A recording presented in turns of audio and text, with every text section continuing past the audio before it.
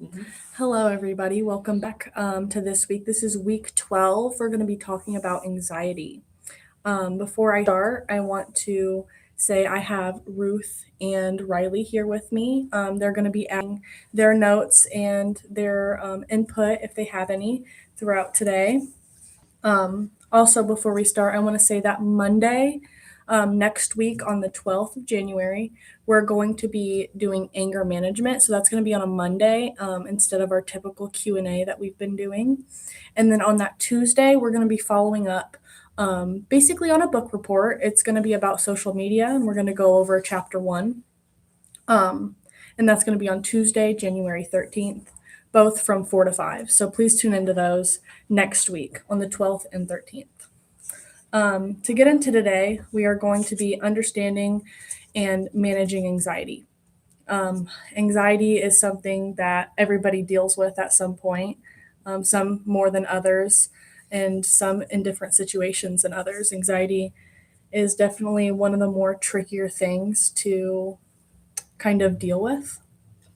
Um, a lot of the time, it's like that really nervous feeling before you're doing a presentation or a test. Some people get like that nervous feeling where you almost want to run away instead of go do it. That can be a feeling of anxiety. Or I know I struggled with overthinking what people thought about me, or maybe they said something, a comment in class, and I'm like, oh, are they talking about me? That's anxiety too, just kind of that overthinking of somebody else's commentary or even body language sometimes. Um, I know I used to feel like I was being stared at in the halls, like everyone was staring at me and I was the center of attention, especially in middle school. Um, and I remember going to the counselor one time and he's just like, you have anxiety. And it's like, I have no clue what that even is. So, um, and then another thing is kind of like more situational anxiety. So, anxiety that you may get from school, from friends, from family, or even anxiety about your future. I think that's where a lot of people indulge, not indulge, but can see themselves having a lot of anxiety is about things they can't control. I know I struggle with feeling anxious about my future and things like that. Um, but to get into what anxiety is it's your brain trying to protect you by staying on a high alert. I've kind of mentioned that fight or flight response. That's kind of what that is, where you either want to kind of blow up how I feel, maybe not in an anger sense, but you just want to blow up or even run away from the situation. And that's kind of where that flight or fight response comes in from. Um, but it's where your body's on high alert even when there's no real danger. Sometimes anxiety isn't always classified as something bad. I do think there are good anxiety, like the anxiety that kind of gives you that sense of somebody's watching me in public, or that protection sense. That's where anxiety is normal. That's your body reacting normally. But in other cases, anxiety is going to be acting randomly. Sometimes people have constant anxiety from the time they wake up, from the time they go to sleep. And it can be deeper rooted issues, but sometimes we can't identify those. So it's just like, what do we do in the moment? Because there's been times where anxiety can be overwhelming and it takes over your thoughts and it controls your choices and it stops you from living your life. I know when I had really bad anxiety, it's really easy for me to like kind of just freeze up and do nothing for the whole day. Mm-hmm. Like I could lay in bed the entire day and just have that fear in the pit of my stomach of everything I need to do, but it's almost like I'm in that like fear that I so I stay in the same spot and I kind of self-sabotage myself, which makes my anxiety worse. So, um So there's this thing called your cortisol level. And in the morning, it's going to be extra high because that's your body's natural way of waking you up. Sometimes our cortisol is constantly raised or it's extra high. And there can be different reasons for that. But that's why you get those physical symptoms like your stomach starts to hurt, or your heart is going really fast, or your thoughts are everywhere. It's kind of that cortisol. Mm. And then, so it's just kind of finding out why is it getting so high. It can be really frustrating at times too. And that reminds me, when I was a kid and I was going, so me Yeah. and my family, we went to church every Sunday, and I didn't realize it was cortisol at that point of why, but I was like, I had separation anxiety with my mom. So Yeah. like, if she wasn't going to church because she wasn't feeling good, I would end up feeling sick, like almost making myself feel sick because I was Yeah. so nervous Mhm. and anxious that she wasn't going to be there. Right. And like a sleepover, a quarter mile down the road from my house, I I was like, okay, I think I can do this. I can do this. And then in the middle of the night, I had to wake the people up and say, "Can you please take me to my mom?" I I like could that see my too. house, and I was so anxious Mhm. and so worried that I was making myself sick because of that Yeah. internal response, and it was just crazy. It is crazy how something that is just it starts from like a thought Mhm. and it goes into a feeling and then your body's having physical symptoms of Yeah. this. I used to struggle with that a lot too. I don't remember a single time when I was younger being able to stay the night at somebody's Yeah. house without freaking out. Mhm. Um, Interesting, okay. yeah, it is. It's anxiety is a crazy thing. But getting into some of these physical symptoms, a lot of the common ones, like we talked about, is the racing heart and the tight chest is something you can get. I know somebody personal to me who had to be hospitalized because they kept getting like these tight chests and chest pains. And she thought something was seriously wrong with her heart. Mhm. And it turns out that she just had chronic anxiety. And Wow.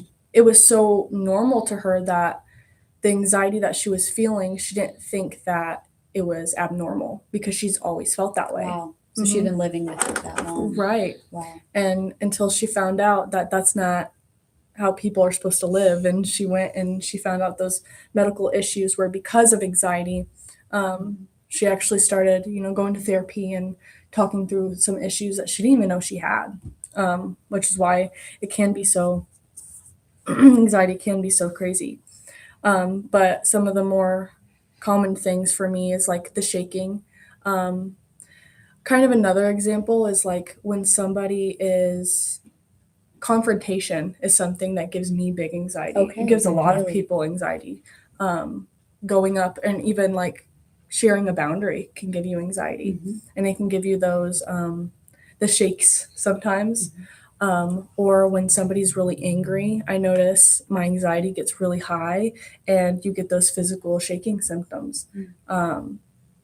which is really crazy how one can go into the other. But a lot of the time, it's that pit in the stomach too. That's what kept me, I guess, in that frozen state, or you got that pit in the stomach. You feel like something's wrong, even though you could logically think there's nothing that's going to happen to me. Mhm. Kind of like the sleepover thing. Mhm. I knew I was safe, but there was a feeling that I was unsecure Mhm. or insecure. I think there's also a feeling of like helplessness Yes. where when I also get in those frozen states where I have too much going on and I haven't given myself enough time. Right. And then I'm like, okay, I can't do anything. I'm just going to lay around. I'm just going to ignore everything Yep. because I can't move. I can't Yeah. do anything.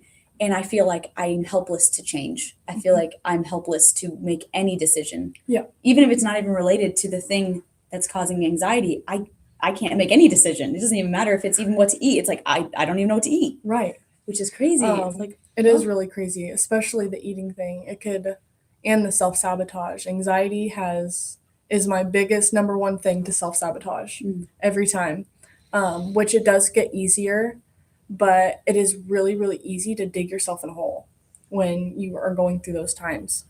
Um, and then you have to eventually get yourself out of that hole. And so I think the first time that really happened for me, it's like, okay, I'm not going to let this hole get that deep.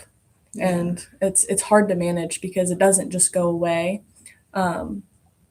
That's why we're kind of talking about it today, is because it is hard to manage, but it also is normal. Everybody deals with anxiety at some point in their life, like I said. And not everyone deals with it as much as some others, but it can be managed and you can live a happy life, because I know there's been times where it's like, how do I deal with this? Or if I do this, I'm going to get anxiety. Yeah, So, no, that's so so valid. you don't do That it. fear. Yeah. Mhm. Which it's self-sabotage, but we have to get through things to overcome them, because our problems won't go away. And I'm not saying every time you have anxiety, it's because you have a problem in your life. But usually there's something that can help you. Usually, whether that's grounding yourself or just reframing the situation, a terrible situation, sometimes you just have to reframe it to make it somewhat better. And it is hard. But your body reacts before your brain catches up. And that's, I think, where, like, I had my friend as an example, she didn't understand the severity of her anxiety until it's physically catching up to her, which is the unfortunate thing about it. But going into your mental and emotional symptoms, which can get super messy, but it's the overthinking. I I felt like I had a whole bunch of voices in my head all at once, and they're all negative. Anxiety has never been a positive figure for me. It's always been like that, the devil on my shoulder. Like I've said a few times, I used an example as we have like an angel and a devil on our shoulder. I always see anxiety as that like evil talking in my ear, because most of the time it's lies that I'm coming up with. Yeah. Like, this is, if I go to the store, a whole bunch of people are going to look at me.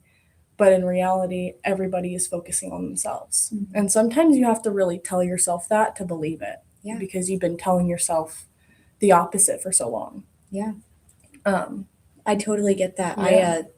Something that I overthink a lot is like, because I'll speak without thinking sometimes with my siblings or with my family, mhm. and I'll say things that I am like, okay, that was a horrible, mean thing to say. Like, why did I say that?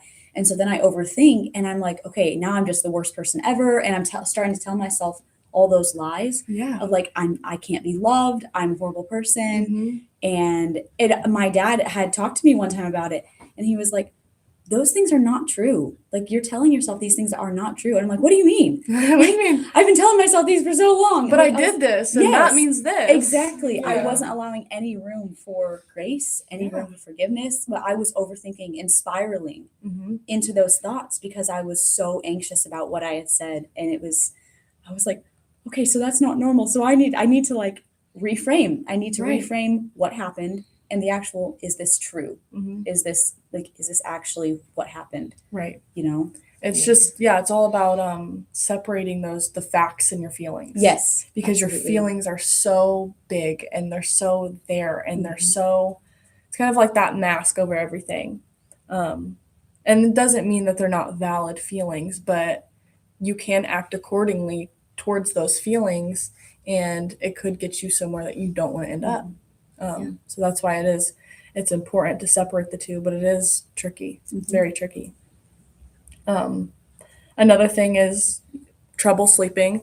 That high cortisol is something your body does to wake you up in the morning. So if you have high cortisol, you're not going to go to sleep when you go to bed. Or when it's time to go to bed, it's going to be hard to go to sleep. But again, we're in the mental and emotional symptoms. I am way off.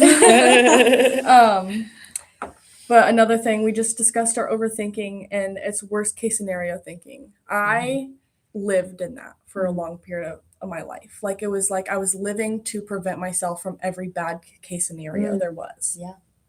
And when you can't do that, because you can't, as a human, you can't prevent every single bad thing that happens, you begin to get like mentally exhausted, because you are hyper aware of what people are doing or what people are saying, and you're starting to kind of notice. I think for me is like, I wanted that false narrative to be true. Maybe not wanted it to be true, but I looked out for it to be true. Mhm. Like everyone was looking at me. So I would look and see the people that were looking at me, or maybe something like that, which is another way of self-sabotage. It just dug me in that hole even more. But I had to reframe and think logically, if I was that person, would I be looking at me? Mhm. No, because they're minding their business. It's hard to kind of think logically in those things, but fear of messing up as well. I've talked a few episodes before, and I'm a perfectionist. So it's not good to be a perfectionist. Perfectionism is something that can really eat at you, because as humans, we're not perfect. We are far from perfect, as much as we try. And so, one thing I've been working on is if I don't do something as good as I wanted it to, I have to um, just kind of sit there and realize that it's okay because it happened once, and I give myself the grace because I know the work I put in for the other assignments or whatever it is. And so if I get one bad assignment, it's hard, but it's getting easier with just actually telling myself that it's okay that this happened. It's okay that you got a D out of all the A's you've got, because things happen and we aren't perfect. Um, but a lot of the time it is fear of messing up. Yeah. I know, relating back to like household or family, um, it is sometimes people struggle with thinking of disappointing their parents, or maybe if they choose a different decision than what aligns with their character, their parents are going to think something else of them. I know that's something I struggled with, where you make mistakes or you go throughout your teenage years and you probably did something that I would never do ever again in a million years. But now you kind of like hold that pressure on yourself. Um, like you said, you do one thing and then that means that I'm a terrible person because terrible people do those kind of things. I'm just But- thinking of like the mom life, that Yeah. anxiety pops up so frequently for me. Mhm. And since I became a mom, Right. I tend to think about like other mothers' way of doing things. And then I start judging myself, Comparing. like Yeah. comparing and contrasting, which makes me feel anxious because I'm like, oh no, I'm going to give my daughter trauma. Oh no, I'm going to do something bad when Right. really I'm doing fine. Yeah. Yeah. Right. Or I know my sister, she was just talking to me about this. These 2 weeks of break, she feels like her kids are not structured at all. Because yeah. she works with your husband, and so they Okay. had those weeks off. hmm And so she's unstructured and she feels like her kids are unstructured. And so she called me the other day and she was really anxious about it because she put that pressure on herself as a mom. Like, am I going to ruin my kids? And I had to sit there and be like, Danielle,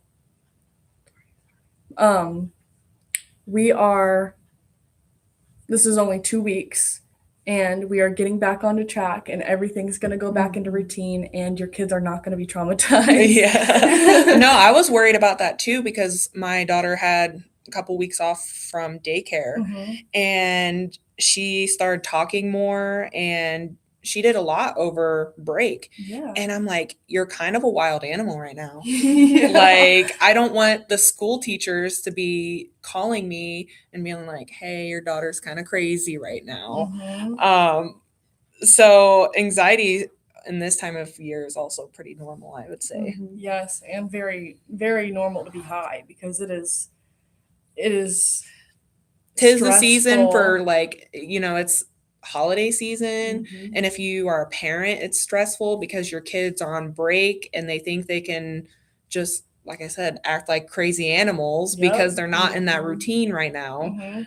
So if you're experiencing anxiety this time of year, I think it's normal. Very Absolutely. normal. Yeah. And you need to give yourself grace because of it. Grace Yeah. is hard, but it is important to have said grace, because if you don't, you're going to dig yourself in that hole that you're talking about. Exactly. Or you'll become a perfectionist and Yeah. you're like, everything needs to be perfect. Don't mess anything up. Yep. Which Yes. is also anxiety. Like Yeah. you're Yeah. talking about.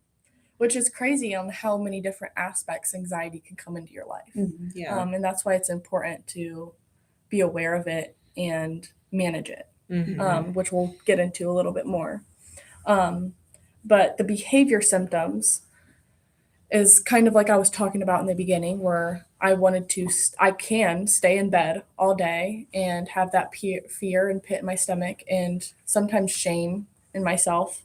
But you avoid people or situations. I did that a lot. I wanted to stay in my bed. I didn't want to go in public because what if I seen somebody I knew at school? Mhm. I don't know why that was such a big anxiety factor for me, because thinking logically, it is completely okay to see somebody from my school. Like Mhm. nothing is going to happen to me. Yeah. But it's just that fear.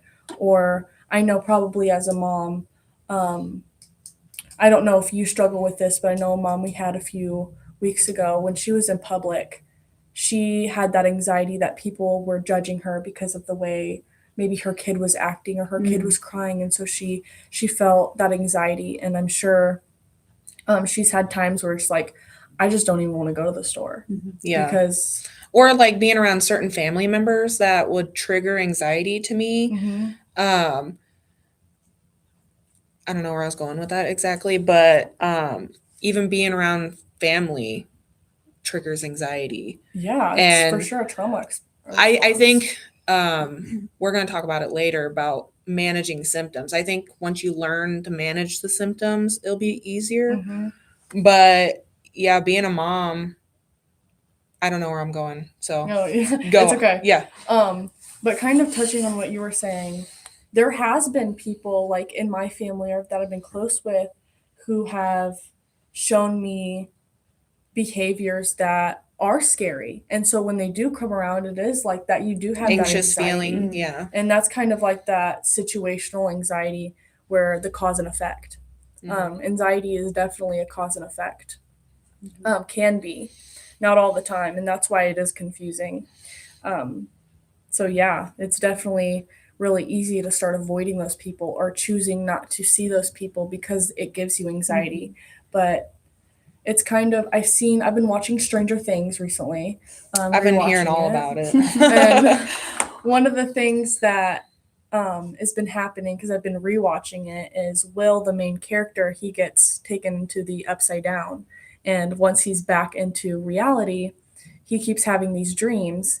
And he's told by a family member that when that scary dream comes or that monster comes, to, instead of running away from it, to turn around and face it and tell it to go away. And that's just kind of what you have to do with anxiety as well, is it won't go away, but you have to face it and acknowledge it. And kind of, it's hard. It really is hard, and it's uncomfortable too, because you are facing it and you have to somehow work through it in the moment and tell your brain that it's okay, because every time it's kind of conditioning your brain to, okay, every time I see that person, my anxiety is going to spike. And so we have to face it and retrain our brain. Every time I see that person, I'm going to, you can set a boundary. Every time I see that person, I'm going to get up and walk out of the room. And so that anxiety doesn't spike. And I think that's a big way to manage things, is with boundaries, which I talked about a few times before. And I think if you have someone who you're close to that you can be vulnerable with, because I feel like for me, I didn't want anyone to know that I was struggling with anxiety. And with the fact that my brain was a mess, I was like, I don't want anyone to know. I don't want people at my church to know. I don't want my parents or anyone to know. I want to put on this face that everything's fine. I've got it under control.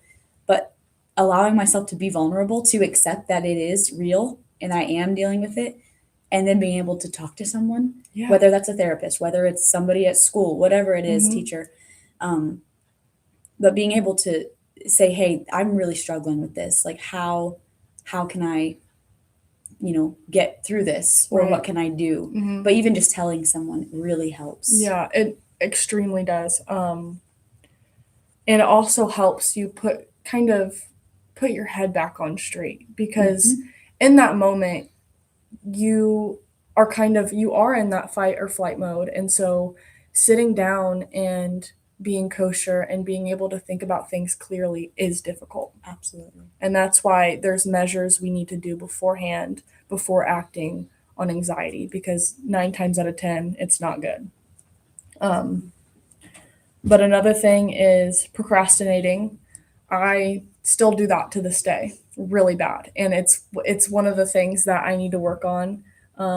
But I've noticed it as a family trait. We're all procrastinators, and that doesn't make it, not justifying it, but it is kind of anxiety based, but it also kind of gives me anxiety at the same time.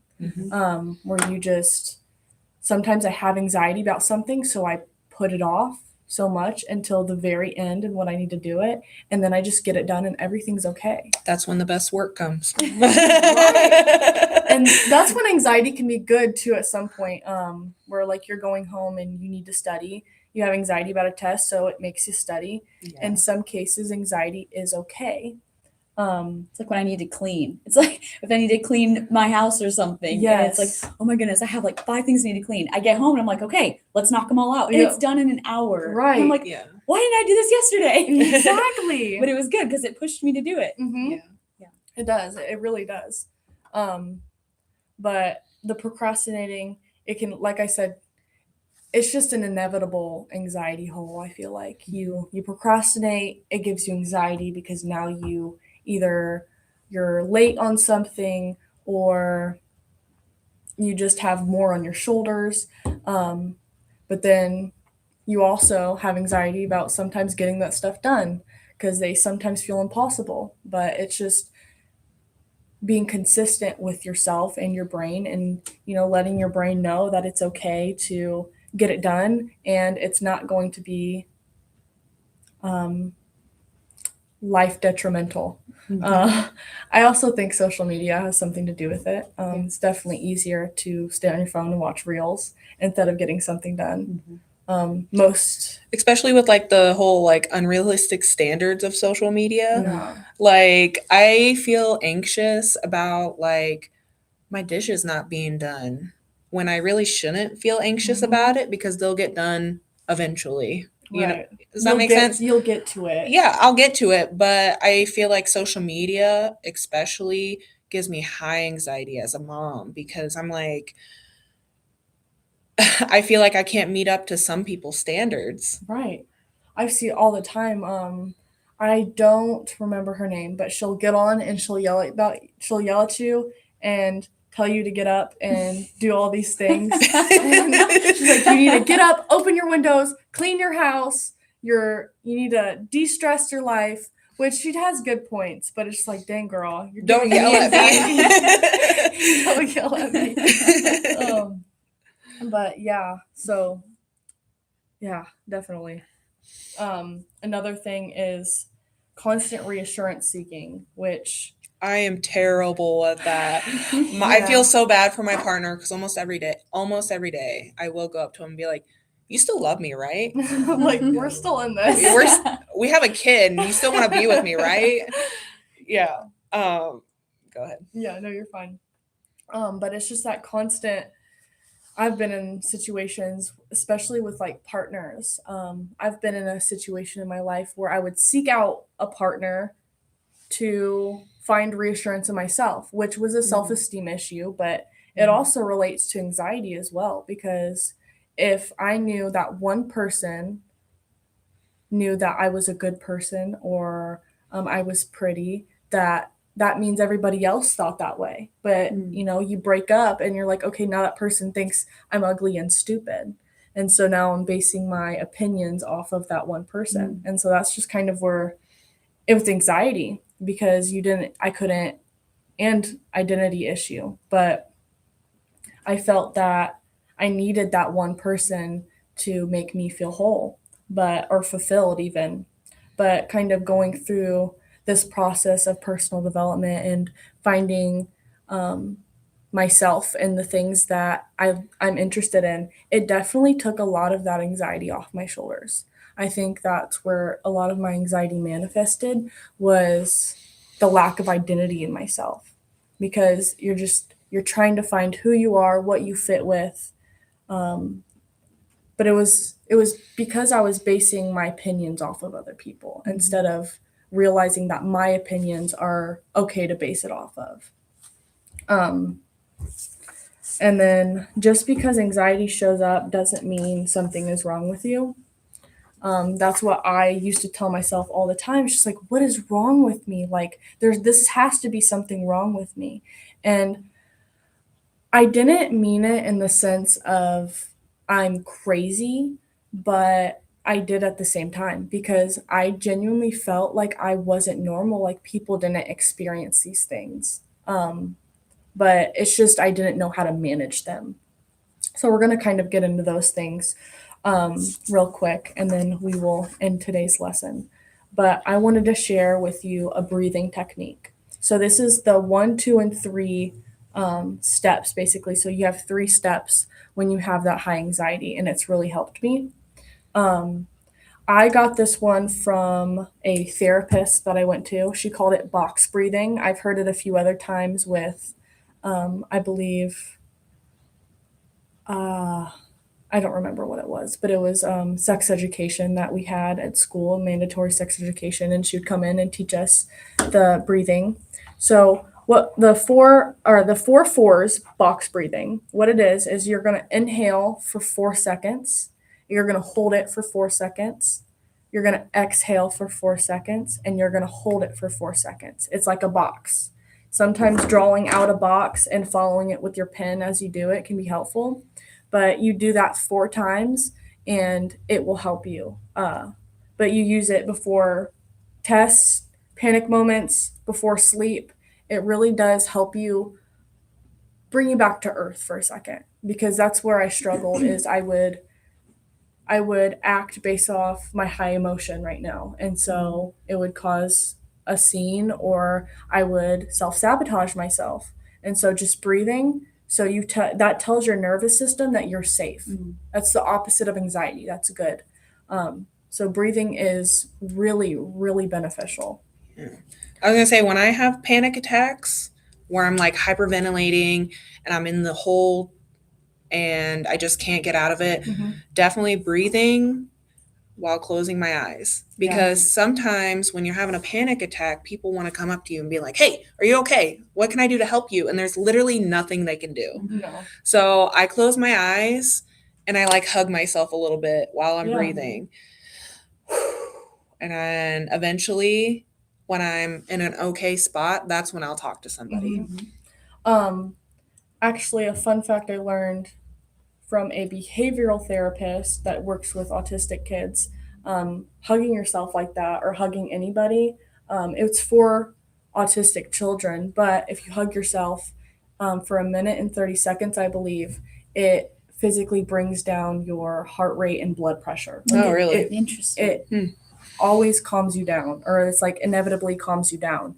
So that's something you can try, is the breathing and giving yourself a hug. That's a really great strategy. Do you think like weighted blankets would have a similar effect? Do you Yeah, think if you have one, like if you just need to like sit down and like put it on you and do the breathing as well? Yeah, I can imagine it would. I figure that would do the same. Yeah, they have stuffies that they just came out with. They're weighted. Yeah, weighted Yeah. stuffies you put on your chest and you breathe. So That's interesting that pressure helps yeah, physically. I like, don't know ground how you. it works, but it is Yeah. really cool that it does. Mhm. I'd actually like to figure that out. But then your second step is your grounding techniques. I've heard this from a doctor, and I've also heard it from people who struggle with self-harm as well. It's really easy in those high times of anxiety. I felt the same way, where you want to run, you want to get out. And so some people resort to hurting themselves, because then they don't have to focus on the feeling that they're feeling. And that's why it's important to breathe, so we don't act out on our feelings. But to some people who do struggle with self-harm, it's good to do your grounding techniques. And this is the 5-4-3-2-1 method. I've heard this from like I said, I think my doctor, and I've also heard it from a few friends. So it's you list 5 things you see, 4 things you feel, 3 things you hear, 2 things you smell, and 1 thing you taste. And I mean, like the 5 things you see, the 4 things you smell, it's just like, what 4 things can I smell? It's making your brain think that way. Well, I can't even smell 4 things. Now you're not even focusing on your anxiety right now. That's the point of it. Just to take the focus off. And that also helps you separate the facts and feelings. So you can look back and logically be like, okay, this situation does not make this situation the way it made me feel, basically. So that anxiety was a lie, or the things that anxiety was telling me was a lie. And you're able to see that more clearly when you can ground yourself. But the most important thing, and this is the thing that I think can maybe not heal your anxiety, but it reshifts your brain. It shifts the perspective, and that's reframing your thoughts. Anxiety lies to us. Like I've said, it's a liar. So reframing helps you challenge those lies by looking at the perspective differently. Common anxious thoughts that we tell ourselves is, I'm going to fail. So instead of saying I'm going to fail, it's I've prepared and this test doesn't define me. Like I've said, a lot of the time I would have anxiety about my perfectionism. So if I am good at math, everyone in my class, they ask me from the math help. So, everyone kind of in tune that I'm good at math. So if one day I fail an assignment, or I'm God forbid, I don't understand what's going on, I feel like that's defining me. And so I get anxiety, and I have to remind myself that I'm human just like everybody else, and I have bad days just like everybody else. And I'm not a math genius.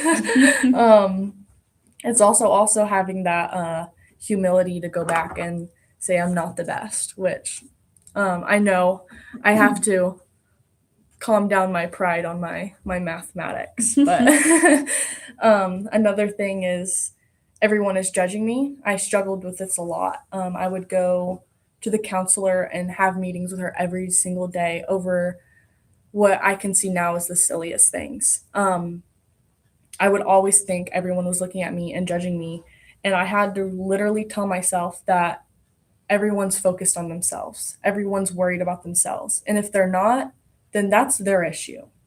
I think it's a lot of it's taking the me out of it. They're judging me. They're judging.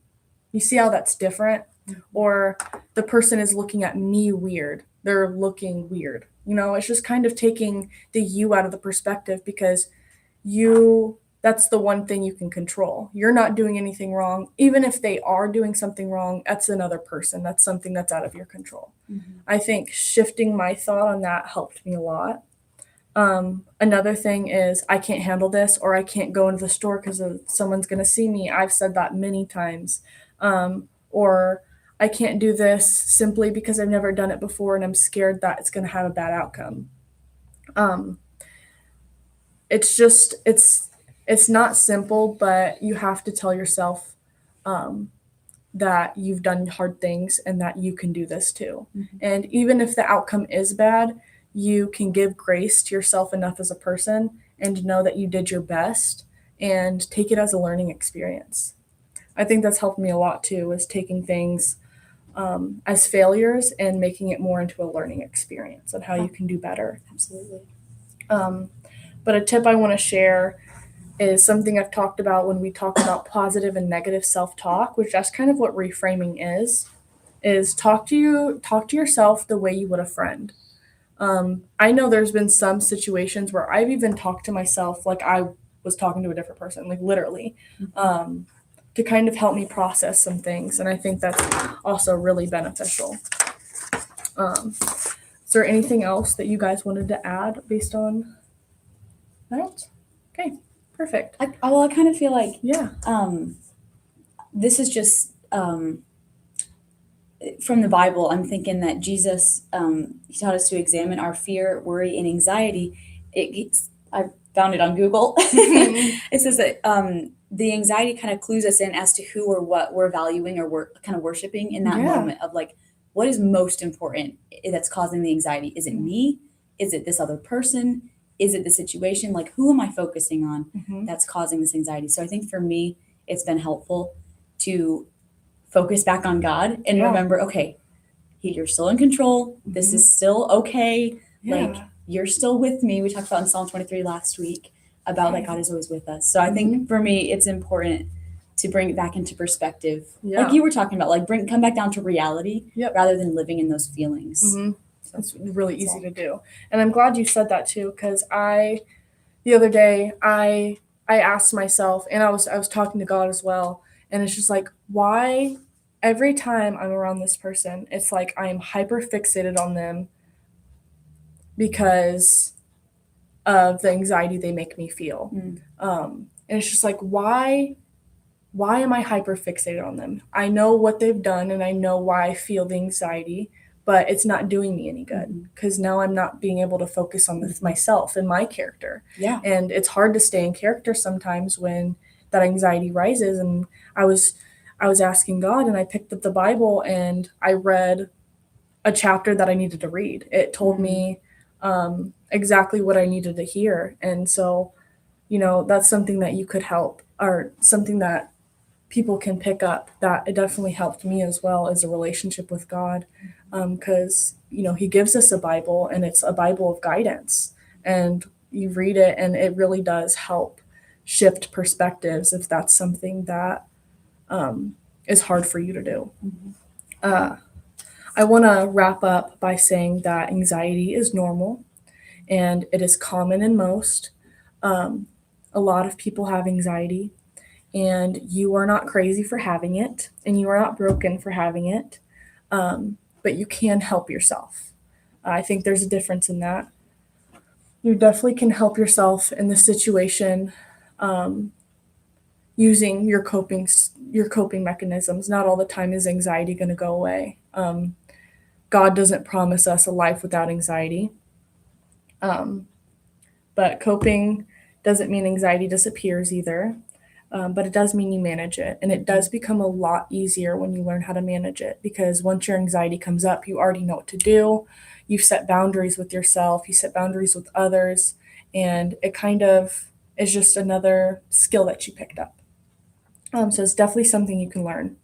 I want to wrap up with a biblical thought, and that's like, God doesn't promise a life without anxiety, but it promises that we don't face it alone. He's always with us, and we've talked about contentment and just trusting in God and trusting in His plan for you, no matter how scary a situation can feel. Do you guys have anything else to add on? Okay. No, I don't think so. That was anxiety for this week. I hope somebody could have taken something from that. Maybe learned that they weren't crazy and that they weren't alone, and maybe they can learn some tools to manage that anxiety. Again, next week, Monday the 12th, we are going to be focusing on anger management from 4 to 5 p.m. And then Tuesday of next week, the 13th, we are going to be starting our chapter 1 on social media, talking about the effects of social media and what it's doing to our culture today. Thank you for listening, and I will see you guys next week.